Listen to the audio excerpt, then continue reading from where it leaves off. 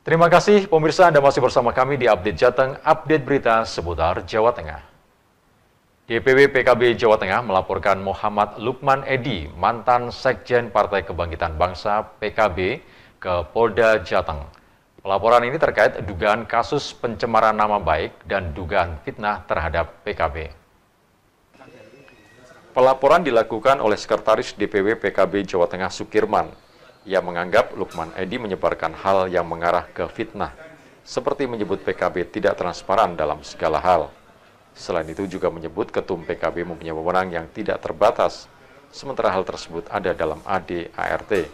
Sukirman menegaskan pelaporan dilakukan secara resmi atas nama DPW PKB Jawa Tengah dan ditandatangani oleh Ketua DPW PKB Jateng Muhammad Yusuf Kudori atau akrab disapa Gus Yusuf.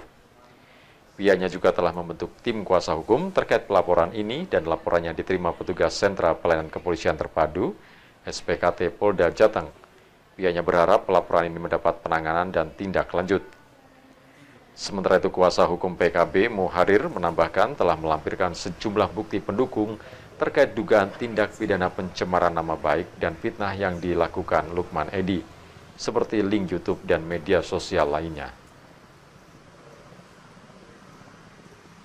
Alhamdulillah kami baru saja selesai melaporkan saudara Lukman Edi.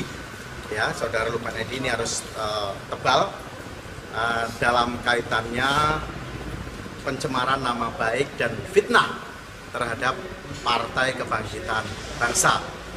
Sebagai pengurus di tingkat Jawa Tengah, kita juga mempunyai kesadaran hukum untuk kemudian melaporkan kasus ini ke Polda Jawa Tengah.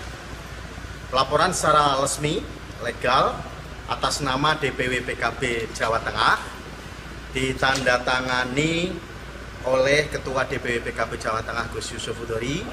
Saya sendiri sebagai Sekretaris DPW PKB Jawa Tengah juga tanda tangan, dan juga Bendahara DPW PKB Jawa Tengah juga tanda tangan.